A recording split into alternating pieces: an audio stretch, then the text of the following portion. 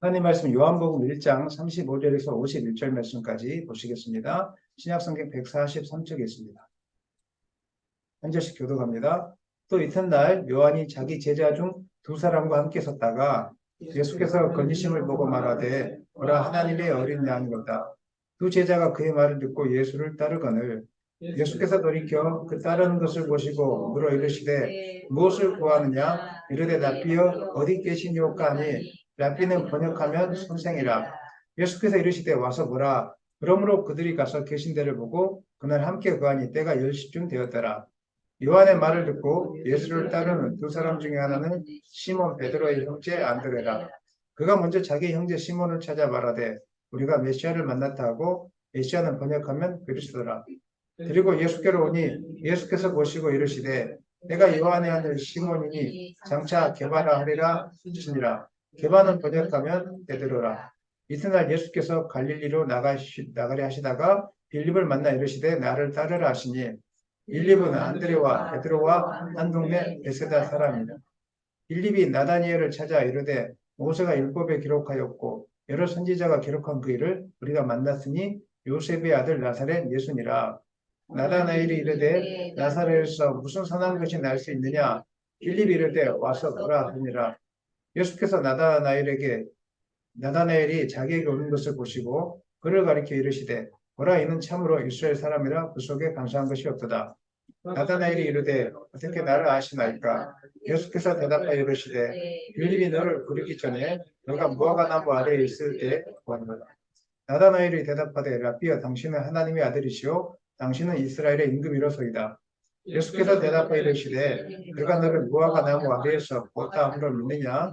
이보다 더 큰 일을 보리라.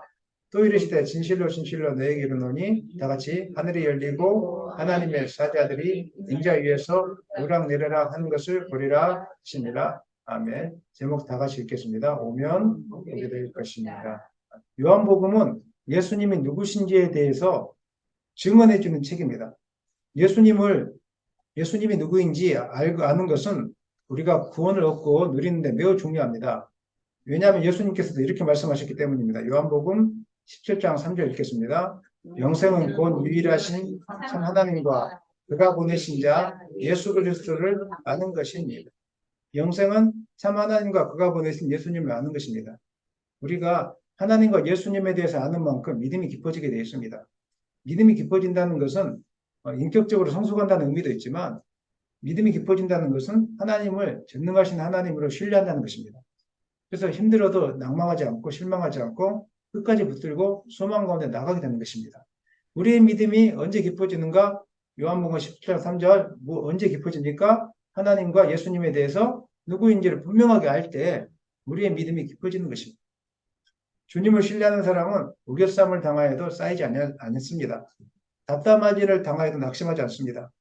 박해를 받아도 버림받지 않고 거꾸로 됨을 당하여도 망하지 않는 것입니다. 왜냐하면 우리의 전능하신 하나님, 우리에게 소망을 주신 하나님, 생명이 되신 예수님이 우리와 함께 하시기 때문에 그런 것입니다. 함께 하시기 때문에 어떤 일을 당해도 우리가 두려워하지 않는 것입니다. 함께 하기 때문에 그 뒤에 소망이 있는 것입니다. 얼마나 기쁩니까? 여러분, 미래에 소망 있는 미래에 소망 있는 사람들은 지금 당한 어려움 때문에 좌절하지 않는 것입니다. 예수님은 우리에게 생명을 주시기 위해서 오셨습니다. 우리를 지옥에서 천국으로 건져주시기 위해서 오신 것입니다.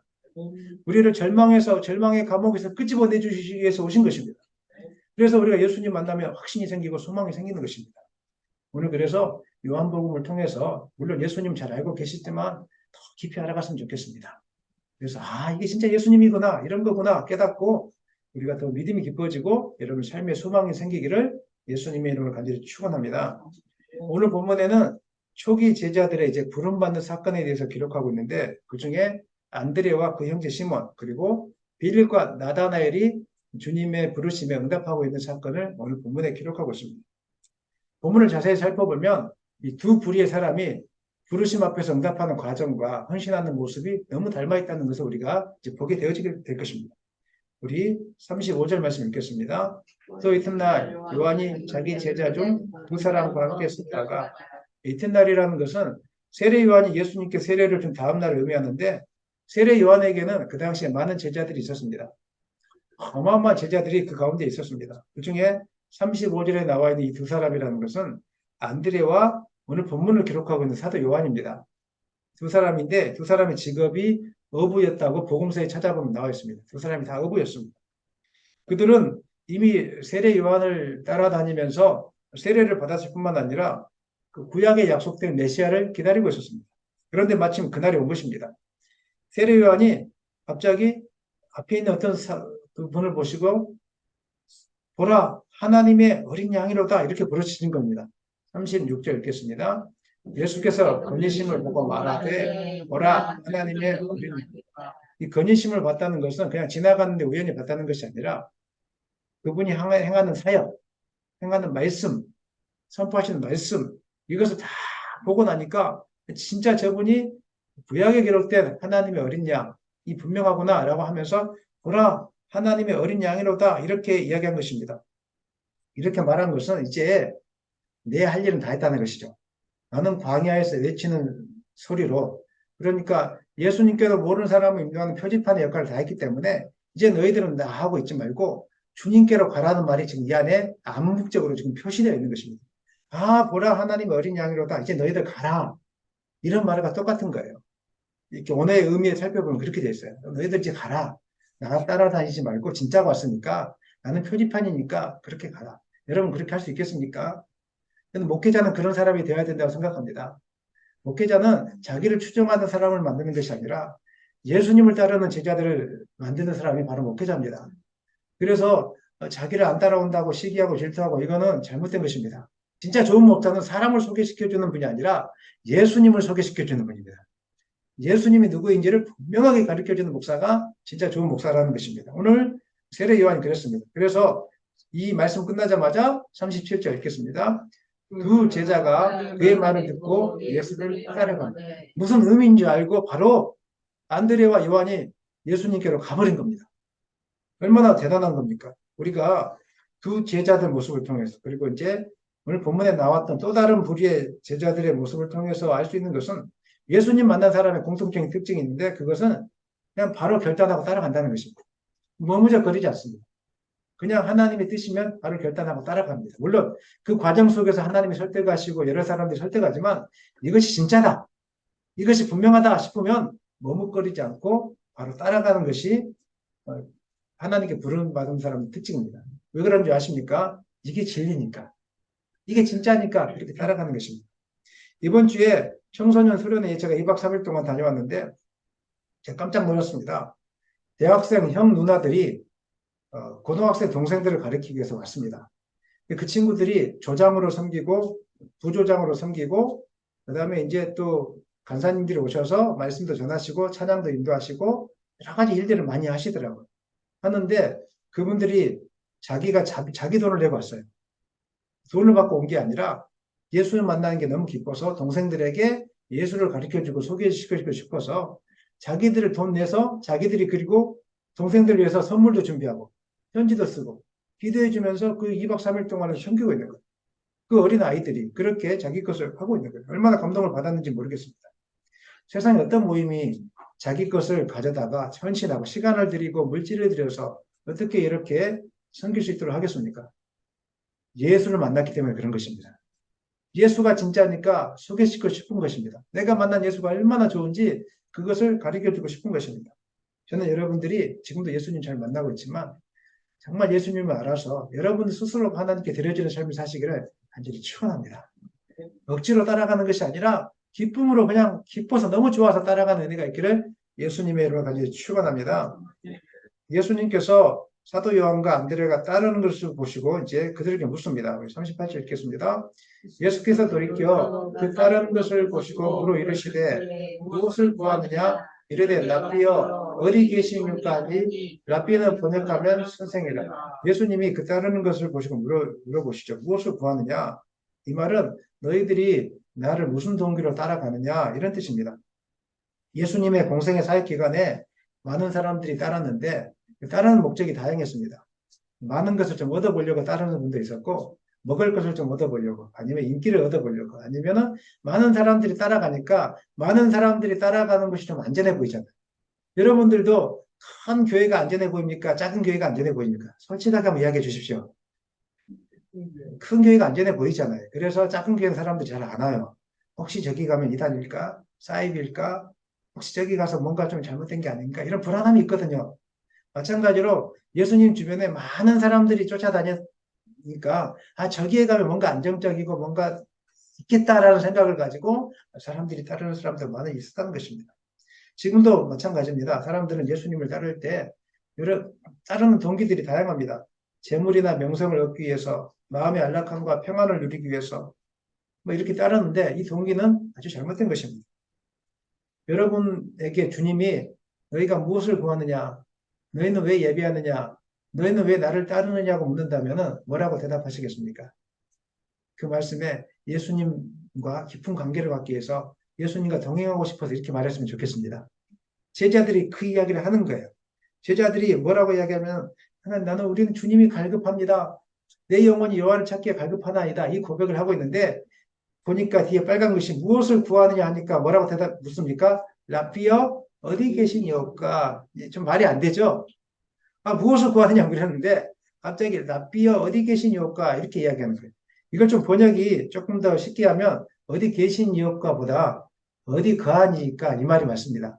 예수님에게 어디 거하니까 거하니까 이 말은 우리가 예수님과 깊은 관계를 하고 싶고 예수님과 동행하고 싶고 교제하고 싶다는 뜻입니다. 성경에는 거한다는 뜻을 그런 식으로 예수님이 썼다는 것을 알 수 있는데 요한복음 15장 7절 읽겠습니다. 너희가 너희 안에 거하고 내 말이 너희 안에 거하면 무엇이든지 원하는 대로 구하라. 그리하면 이루리라. 이 거한다는 뜻은 무슨 말입니까? 너희가 나와 교제하고 그래서 내 뜻이 무엇인지 이해하고 나면 그 다음에 기도하면은 내가 다 들어줄게. 그러니까 기도를 해도 잘 응답을 못 받는 분들의 특징이 있습니다. 하나님의 뜻이 뭔지 이해하지 못하고 자기 욕심대로 구해요. 하나님 이것도 달라, 저것도 달라. 막 구하다가 나중에 이루어지지 않으니까 막 실망해요. 근데 주님의 뜻대로 구하는 분들은 알아요. 마음을 알고 하나님 응답을 잘 해주십니다. 저도 지금 최근에 기도하는 것이 있거든요. 하나님 제가 지금 거기를 갈까요 말까요 계속 기도하고 있어요. 근데 어제 응답을 비슷하게 많이 주셨어요. 갑자기 하나님이 제가 원하는 기도대로 하니까 하나님이 역사하셨던 순간이 있어요. 제가 나중에 그것은 말씀드리겠습니다. 하나님 바로 역사하셨어요. 좋은 사인이에요. 그런데 저는 한 번에 또 하지 않고 또 물어봅니다. 물어볼 겁니다. 정확하게. 분명하게 90%는 받았습니다. 10% 하나님 앞에 더 확인하고 할 건데 그건 나중에 제가 결정이 되어지면 바로 순종하면서 나아가게 될 것입니다. 어디 계십니까? 이 말은 내 주님과 함께 하고 싶습니다. 주님의 뜻을 알고 싶고 주님과 깊이 동행하고 싶습니다. 이렇게 대신 대답을 한 것입니다.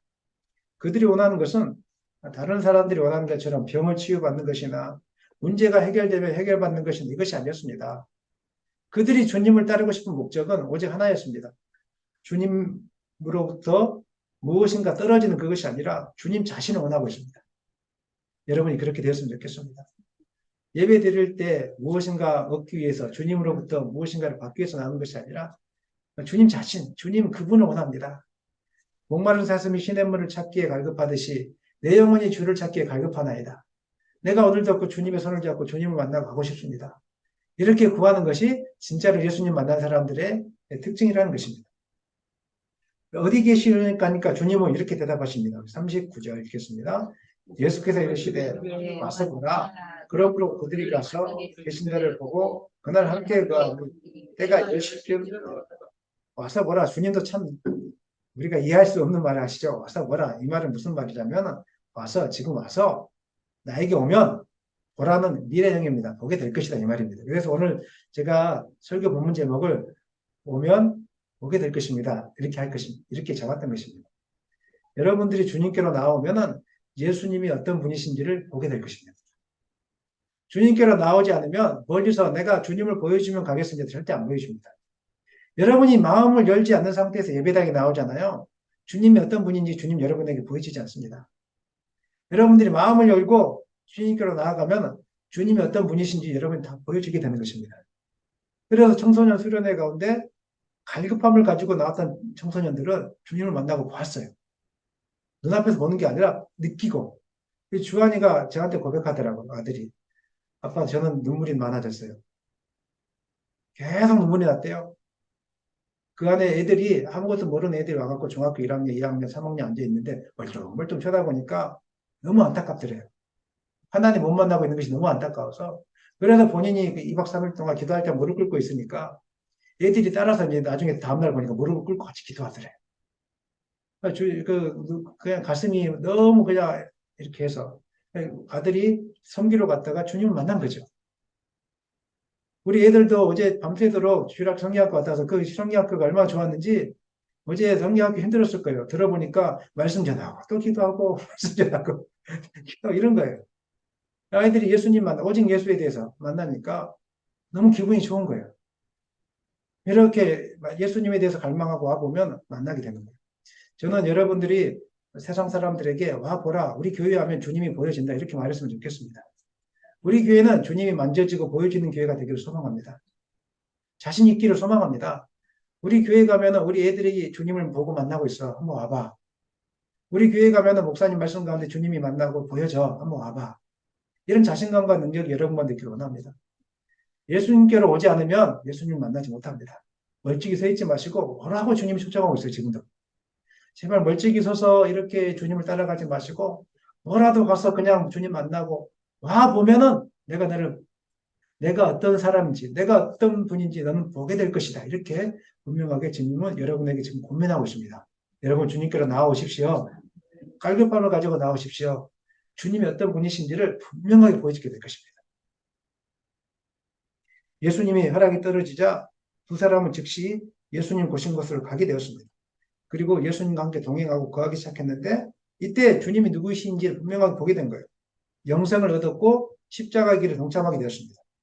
이 일은 억지로 된 것이 아니라 주님이 누구인지 알았기 때문에 자연스럽게 그렇게 되는 거예요. 이 시대에도 주님을 만났던 사람들의 공통적인 특징, 자발적인 헌신을 하게 되어 있습니다. 하지 말라고 해도 스스로가 그냥 기뻐서 자발적으로 나오는 거예요. 너무 좋으니까 예배 가운데 나오는 것이고 너무 좋으니까 자기 것들을 들여서 헌신하는 거예요. 너무 자기 시간과 물질을 다 드리는 거예요. 오늘 그런 역사가 여러분 가운데 있기를 간절히 축원합니다. 예수님을 따랐던 두 제자 중에 한 사람이었던 안드레는 너무 기뻤어요. 아, 진짜 소망이 여기 있구나. 예수님 메시아구나. 이걸 깨닫고 나서 형제 시몬이 생각났어요. 시몬이 베드로라고 하는데 시몬이 생각나서 막 곧장 그걸 달려갑니다. 40절, 41절 읽겠습니다.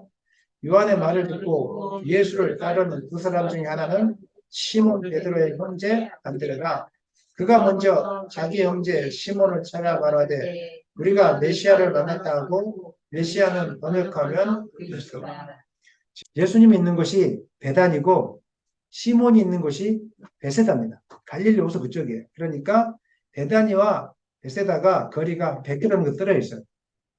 근데 이걸 걸어가면 어떻게 얼마나 시간 많이 걸리겠어요. 근데 알려주고 싶었던 거예요. 이 복음에 대해서 지금 알려주고 싶었던 거예요. 저도 지금 알려주고 싶은 나라가 있어요. 지금 가서 기도 중인데 알려주고 싶은 나라가 있어요. 복음에 대해서.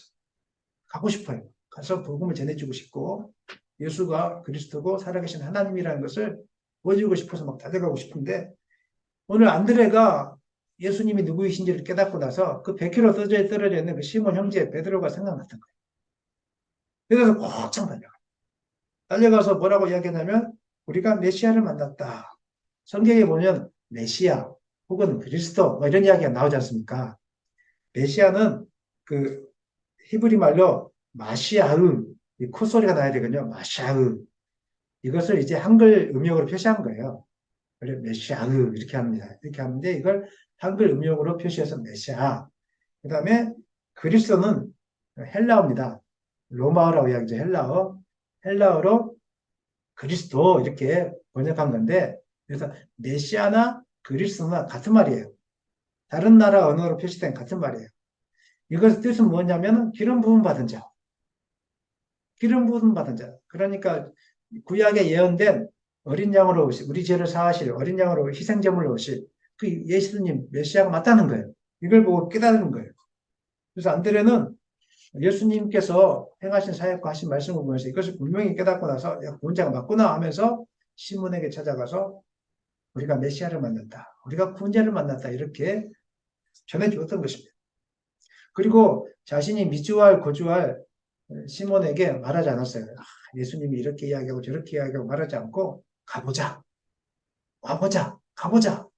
가면 알게 될 것이다. 예수님 만나면 너도 진짜 내가 만났던 생각, 내가 이렇게 예수님 만나고 생각이 바뀌어졌던 것처럼 너도 예수님 만나면 완전히 달라지게 될 거야. 저는 여러분들이 우리 교회에 많은 분들 초청했으면 좋겠습니다. 저를 만나기 위해서 초청한 것이 아니라 예수님 만나게 하기 위해서. 뭔지는 모르겠지만 부차적인 설명하지 마시고 가면 보게 돼, 가면 만나게 돼 이런 확신이 있기를 소망합니다.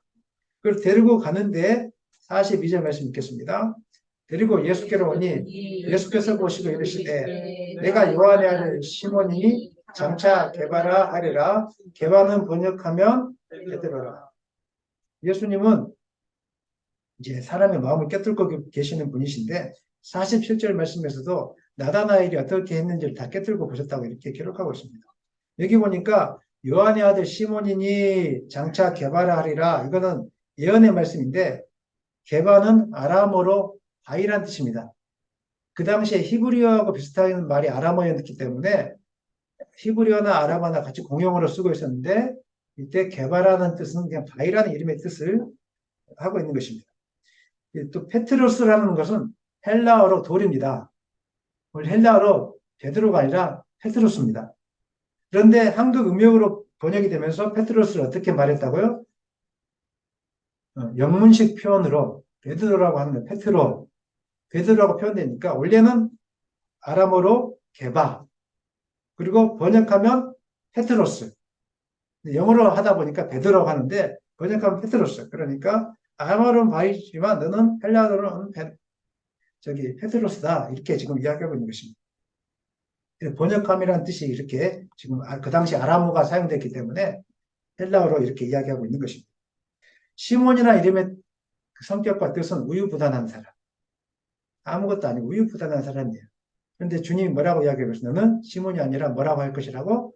게바라고 할 것이다. 게바의 뜻은 뭐라고요? 흔들지 않는 반석. 이 예언이 성취되어집니다. 언제 성취되어집니까? 예수님이 베드로에게 물어보죠. 너는 나를 누구려 하느냐? 물어보니까 제자들에게 베드로가 주는 그리스도시요 살아계신 하나님의 아들입니다. 그러니까 또 예언을 하죠. 너의 믿음의 고백 위에 교회를 세우게 될 것이다. 그리고 주님이 죽으시고 부활하셔서 나서 베드로가 성령이 임한 다음에 완전히 바뀝니다. 주는 그리스도시요 살아계신 하나님의 아들인 것을 믿고 그 신앙 고백이 초대교회가 세워지기 시작했어요. 복음을 전하면서. 오늘 베드로의 신앙 고백이 지금까지 이어지고 있어요. 이 예언이. 여러분 믿음이 주님 위에 반석 위에 굳건하게 서면 여러분을 통해서 교회가 세워지는 거예요.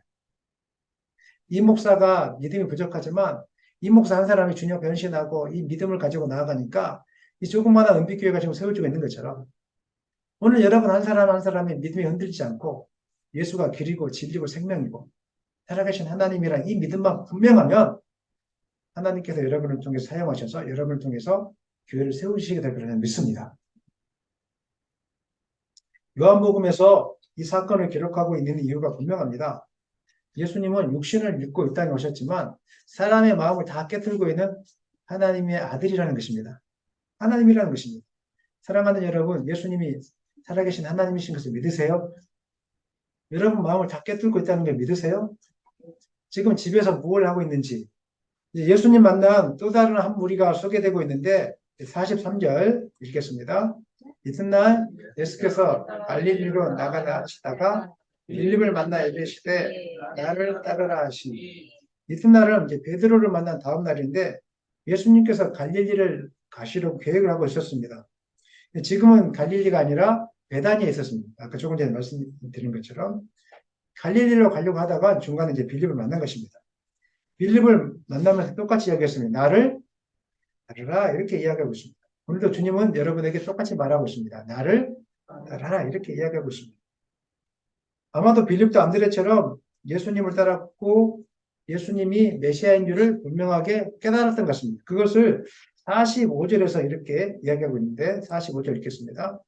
빌립이 나다나엘을 찾아 이르되 모세가 율법에 기록하였고 여러 선지자가 기록한 그 일을 우리가 만났으니 요셉의 아들 나사렛 예수입니다. 빌립이 주님을 어떻게 따라갔다는 이야기는 본문에 존재하지 않습니다. 그리고 어떻게 만났다는 이야기는 존재하지 않는데 나를 따르라 한 다음에 빌립이 나다나엘을 찾아가서 예수님에 대해서 증거한 걸 보면 진짜로 만났다는 것을 알 수 있어요. 여기서 나를 따르라 이 말은 한 번만 나를 따르라 했던 말이 아니에요. 빌립을 보면 아시겠지만 빌립도 우유부단하고 계산이 많은 분입니다. 오병이의 기적을 보면은 가지고 와서 너희가 무엇을 가지고 있느냐 이것밖에 없습니다. 계산을 철저했던 사람. 사람들에게 가서 먹게 하시죠. 뭐 이렇게 사서 먹게 하시죠. 이렇게 했던 사람이에요. 따르는데 조금 시간이 많이 걸려요. 그런데 주님이 나를 따르라 이 말은 한 번이 아니라 헬라어를 분석해 보면은 반복적으로 그냥 나를 따르라. 나를 따르라. 지금 주님은 여러분에게 계속적으로 말씀하고 있어요. 나를 따르라. 나를 따르라. 계산했더니 빌립조차 주님을 따라와서 가보니까 진짜 주님이 살아계신 분이시구나. 주님이 메시아이구나. 이걸 분명하게 깨닫기 시작한 거예요. 눈이 돌아가 버렸어요. 완전히. 눈이 돌아가서 이제 나다나엘에게 찾아가서 이렇게 주님을 소개하게 된 것입니다.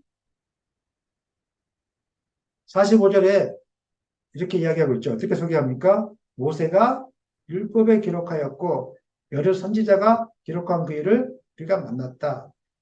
유대인들은 구약 성경을 가리킬 때 율법과 선지자의 글이라 이렇게 보통 이야기했습니다. 빌립은 자신이 직접 경험한 예수님에 대해서 예수님이 만나보니까 구약의 선지자의 글에 예언된 메시아가 분명하다. 이렇게 이야기했던 것은 나다나엘이 율법에 정통한 사람이었기 때문에 그럴 것입니다. 그 구약 성경이 정통한 사람이었기 때문에 분명하게 가서 한 방에 이야기하는 거예요. 너가 지금 구약 성경 잘 알고 있지 않느냐? 율법과 선지자의 글 잘 알고 있지? 그 오신 메시아에 대해서 알고 있지 않느냐? 그 내가 만나봤는데 그 예수님이 오신 메시아가 분명하다라고 이렇게 설명해 준 거예요. 그리고 그냥 또 데려가요. 그냥 이렇게. 사랑하는 여러분, 여기서 오늘 본문에서 우리에게 주는 본문을 통해서 알 수 있는 것이 있는데 예수님을 진짜로 만난 사람의 특징이 있어요. 진짜로 영적인 눈이 열리잖아요. 그러면 다른 사람에게 예수에 대해 소개해주고 싶으셔요. 알려주고 싶어요. 그 수련회 그 청년들 대학생 1학년, 2학년, 3학년 좀 멀리서도 자기 돈 들여서 어떤 청년들이 왜 그랬을까요? 자기가 만난 예수님을 알려주고 싶으니까. 방학 때 다 바캉스 가고 놀러 가고 이래야 될까? 돈 한 푼 아까운 청년들이잖아요. 근데 자기 돈을 들여서 그 2박 3일 동안 몸도 피곤할 텐데 와가지고 이렇게 하는 이유가 무엇이겠습니까? 자기가 만난 예수님을 소개해주고 싶은 거예요. 어제도 그 어린이 전도회 그 목사님이 제가 이야기 들어보니까 자기 헌신하고 희생해서 애들에게 복음 전하고 싶어서 그 모임을 만들었던 거예요, 사실은. 무슨 돈이 얼마나 되겠어요? 돈 얼마나 조금 모아가지고. 그렇게 해주는 거예요. 저는 우리 교회가 그랬으면 좋겠습니다. 아멘 한번 크게 해주십시오. 우리 교회는 제가 기도하면서 제가 어제 그 청소년 수련회를 했던 그 선교단체를 내가 도와주고 싶다. 우리 교회가 돈을 많이 들여서 좀 더 좋은 데서 할 수 있도록 했으면 좋겠다. 그 공주 어린이 전도회 목사님, 어려운데 그 나이 드신 목사님이 보니까 자기 자녀들을 잘 율동 선생님으로 세워가지고 누가 그렇게 합니까? 자기 자녀들 율동 선생님 세우니까 어른들이 율동하면 애들이 안 따라하는데 이 또래 애들이 선생님으로 써가지고 율동을 하고 있으니까 안 따라할 수가 없는 거예요. 누가 그렇게 합니까? 애들 한참 놀 텐데. 누가 강제적으로 그렇게 합니까? 아니죠. 예수를 알고 있으니까 예수를 소개해 주는 것이 가장 인생의 가치 있는 삶이라는 걸 안 거죠. 그러니까 그 시간들을 투자해서 애들을 율동 배우는데 얼마 시간 많이 걸렸겠어요. 그 시간을 드린 거예요, 주님한테. 그래서 저는 그 단체도 어제 돕고 싶더라고요. 그리고 수련회 기간 동안에 또 이렇게 가난한 목사님 만났는데 또 그보다 돕고 싶은 거예요. 제가 기도하고 주님, 저에게 돈을 많이 주시면 저는 그냥 다 흘려보낼 겁니다. 지금도 우리 교회는 선교사님들이 많이 흘려보내고 있지만 주시면은 제가 다 흘려보낼게요. 이렇게 지금 기도하고 있습니다. 그래서 좀 그런 사명들을 감당했으면 좋겠습니다. 네, 그런 분들을 일으켜서 세워서 같이 사역자를 일으키게 만들고 이렇게 했으면 좋겠습니다. 이게 바로 예수님 만난 사람들 특징이에요. 소명이 달라져요. 비전이 달라져요. 그러니까 나다나엘이 이렇게 얘기합니다. 읽겠습니다. 나다나엘이 이르되 나사렛에서 무슨 상한 것이 날 수 있느냐? 무슨 와서 이르되 와서 보라. 나사렛에서 무슨 상한 것이 날 수 있느냐? 나다나엘도 계산이 만만치 않습니다. 원래 미가서에 보면은 메시아는 베들레헴에서 난다고 이야기했어요. 근데 빌립이 뭐라고 소개해 주었습니까? 나사렛 예수라고 이야기했단 말이에요. 옛날 앞에 나사렛은 살고 있는 고향을 이야기해요. 그렇죠? 근데 빌립은 예수님이 베들레헴에서 태어났다는 걸 몰랐던 거예요. 예수님은 베들레헴에서 태어났거든요. 근데 사시기를 나사렛에 이송해서 그곳에 산 거예요. 이걸 알았다면은 베들레헴에서 태어난 거 맞아 이랬을 텐데 나다나엘은 이야기의 메시아가 베들레헴에서 태어나는 거 미가서 5장 읽어보세요. 오늘 집에 가서 분명하게 이야기해 줬거든요. 베들레헴에서 태어난다는 거 아는데 나다나엘은 알고 있는데 나사렛 예수라 베들레헴 예수라고 해야지 나사렛 예수라고 이게 나사렛에서 그래서 무슨 선한 것이 날 수 있겠냐 바로 그 의미예요. 어떻게 나사렛이라는 동네에서 예수님이 나올 수 있겠느냐 메시아가 나올 수 있겠느냐 성경은 베들레헴에서 나온다고 이야기했는데 이렇게 이야기하니까 빌립이 입이 막혔어요. 어? 모르니까 입이 막힌 거예요. 그러니까 아이 상관없어 가자 와서 보라 오면은 보게 될 것이다. 가면 보게 됩니다. 따라합시다. 오면 보게 됩니다. 가면 만나게 됩니다. 그래서 와 보라. 여러분 내년부터는 앞으로도 그렇고 저희가 어디 한번 가십시다 그러면은 계산하거나 따지거나 하지 마시고 무조건 한번 가십시다. 아멘.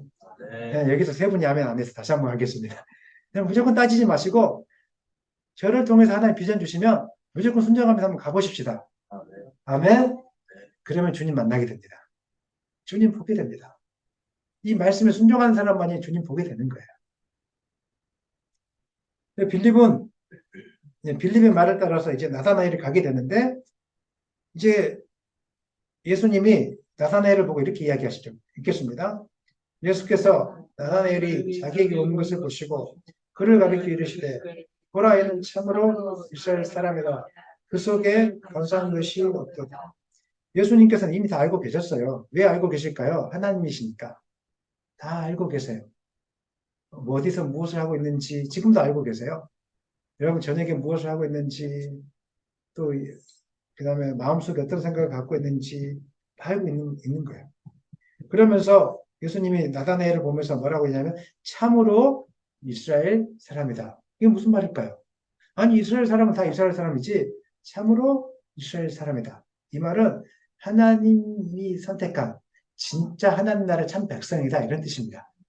여기서 이스라엘은 그냥 지역에 사는 이스라엘이 아니라 하나님이 선택한 참 백성이다 이런 뜻이에요.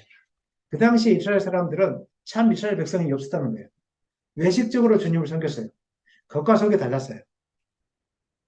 속은 하나님을 섬기지 않는데 겉으로는 하나님을 섬긴 것처럼 이렇게 포장을 하고 다녔답니다. 그래서 바리새인들은 시장에 서서 기도하는 것을 좋아했어요. 나는 기도하는 사람이야. 이것을 보여주고 싶었다는 거예요. 그리고 나는 경건한 사람이야. 이것을 보여주기 위해서 옷도 이렇게 좀 이렇게 종교적인 의식을 갖춘 옷들을 입고 다녔어요. 선생님하고 다닌 것이죠. 오늘날도 마찬가지입니다. 예수님을 가식적으로 믿는 사람들은 자꾸 꾸며서 자기가 예수님 잘 믿고 있다는 걸 보여주고 싶어 하세요. 그리고 자기 믿음이 없다는 걸 가리기 위해서 이렇게 적당히 포장하는 것을 좋아하고 또 자기 믿음이 없다라고 이야기하면 굉장히 기분 나빠합니다. 근데 예수님은 지금도 다 알고 있어요, 이게. 지금 우리가 진짜로 믿고 있는지 가짜로 믿고 있는지 적당히 믿고 있는지 뭘 다 알고 있단 말이에요. 그런데 여러분들이 주님 앞에 섰을 때 참 이스라엘 사람이다 이렇게 인정받기를 원합니다. 저 마음속에는 가식이 없고 주님을 따르는데 너무 진실하다. 속이나 겉이나 드러나는 그 모습이 진짜다. 이렇게 보여줄 수 있기를 간절히 축원합니다. 나다나엘은 겉과 속이 다르게 하나님 믿지 않았던 것입니다. 48절 보니까 이렇게 이야기하고 48절 나다나엘이 이르되 어떻게 나를 아시나이까 예수께서 대답하여 이르시되 빌립이 너를 부르기 전에 내가 무화과 나무 아래에 있을 때 무화과 나무 아래에 있다는 것이 굉장히 중요한 표현인데요. 그 당시에 이제 무화과 나무 잎사귀가 넓지 않습니까? 또 지중해성 기후라 이스라엘이 낮에는 40도가 넘어가기 때문에 덥거든요. 근데 그늘 밑에서는 시원합니다. 우리처럼 습하지 않아서 땀이 나지도 않고 그늘만 있으면 굉장히 선선해요. 이런 이제 지중해성 기후를 가지고 있는데 주로 이제 무화과 나무 밑에서 무엇을 했냐면은 율법의 말씀을 읽거나 이렇게 주님 앞에 기도하거나 이런 일들을 주로 했었어요. 그러니까 나다나엘이 무화과 나무 아래 있을 때 있었다는 것은 무엇을 했다는 것입니까? 말씀을 보고 기도를 하고 오실 주님을 대망하고 소망하는 일들을 계속 해왔다는 거예요. 이게 참 이스라엘 사람이에요, 이분이. 다른 사람들은 시장에 가서 내가 기도하는 사람입니다. 내가 적어도 이런 사람입니다. 보여줄 때, 나다나엘은 무화과나무 아래에서 오실 주님을 사모하고, 말씀 배우기 힘쓰고, 이런 일들을 계속적으로 해왔다는 거예요. 그래서 예수님을 다 알고 있었어요. 난 진짜구나. 시몬 베드로를 만난 사건도 마찬가지였죠. 예수님은 시몬 베드로가 어떤 분인지를, 어떤 사람인지를 다 알고 계셨던 거예요. 이 말씀에서 우리가 찾아야 될 교훈이 있죠. 사랑하는 여러분, 사람들이 여러분을 몰라준다고 해서 속상하지 않았으면 좋겠습니다. 사람들은 여러분의 겉모습을 보고 평가합니다. 외식적인 분들이 여러분을 인정해주지 않을지라도 속상해하지 마세요. 하나님 다 알고 있잖아요. 무화과 나무 밑에서 너가 있는 너를 내가 보았다는 거예요. 사람들이 무시당할 때 그럼에도 불구하고 신실하게 주님을 섬기고 있는 너를 하나님은 보았다는 거예요. 아멘입니까? 네. 이거 붙들고 우리는 끝까지 주님 붙들고 나가야 되는 거예요. 내가 너를 보았다라고 주님은 알고 있어요. 인정해주지 않아도 잠을 못 자도 가난해도 힘들어도 내가 너를 보았다라고 주님은 우리에게 지금 말씀하고 있어요.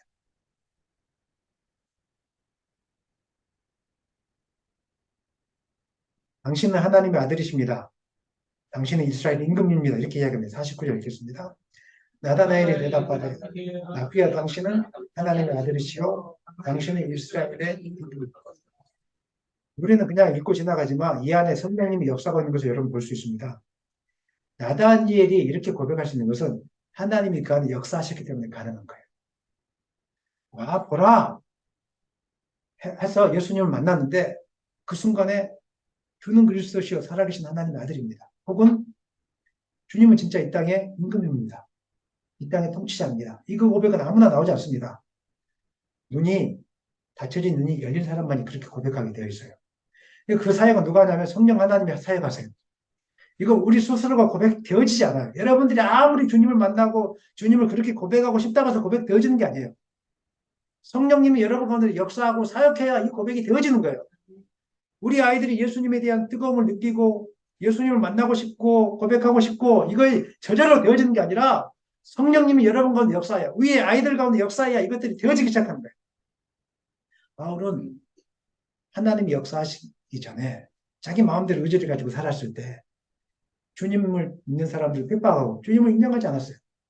눈꺼풀이 닫혀져 있었으니까 아무리 말씀을 많이 읽고 보고 듣고 가르쳐줘도 닫혀 있으니까 열려지지 않는 거예요. 근데 하나님이 다 육신의 눈을 멀게 하고 영적인 눈을 뜨게 한 그 순간부터 진짜 예수가 살아계신 그리스도구나. 하나님의 아들이구나. 이걸 깨닫고 미친 듯이 매를 맞아가면서 굶어 죽어가면서 얻어 터져가면서 그걸 당연하게 여기고 끝까지 복음을 전하는 삶을 살지 않습니까? 사랑하는 여러분, 여러분 예수가 그리스도이신 것이 믿어지십니까? 네. 살아계신 하나님의 아들이신 것이 믿어지십니까? 네.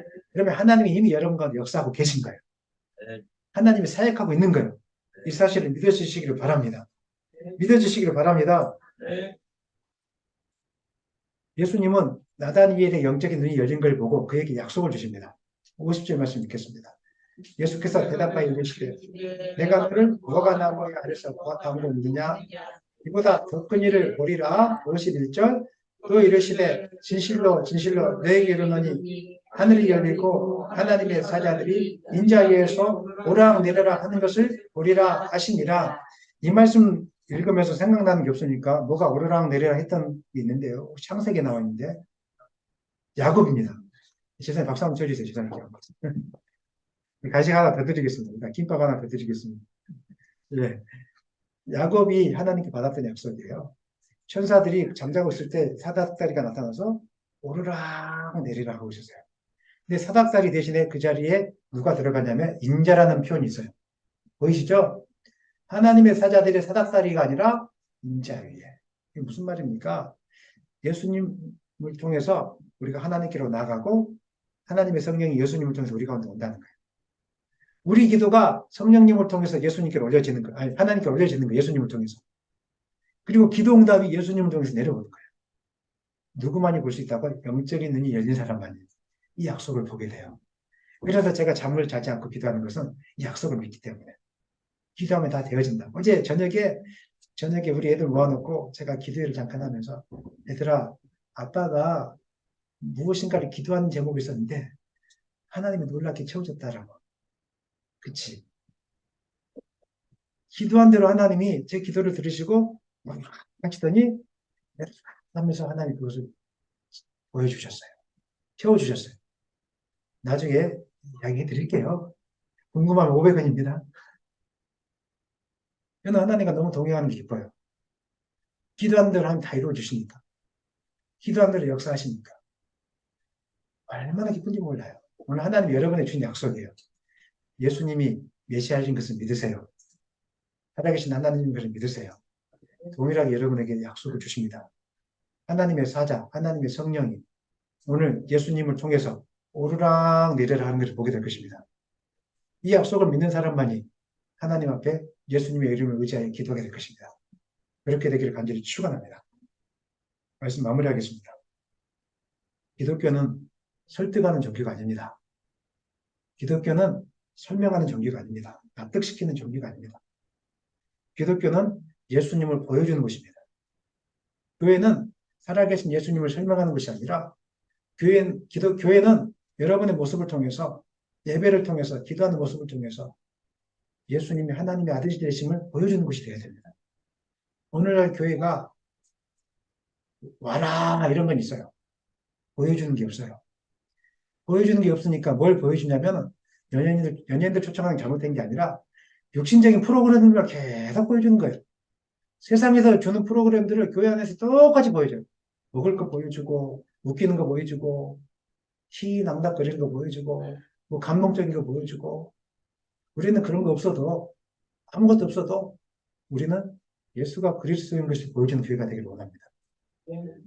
예수 안에 모든 것이 있다는 것을 보여주는 교회가 되기를 소망합니다. 그걸 교회로 충분하지 않겠습니까? 우리 교회는 예수님만 자랑하십시다. 먹을 것 준다고 자랑하지 마시고 우리 교회는 아직 예수님으로 충만한 교회가 허물허물해도 작아도 예수님 때문에 자랑스러운 교회 그런 교회가 되었으면 좋겠습니다. 언제 이게 가능합니까? 우리 안에 능력이 없습니다.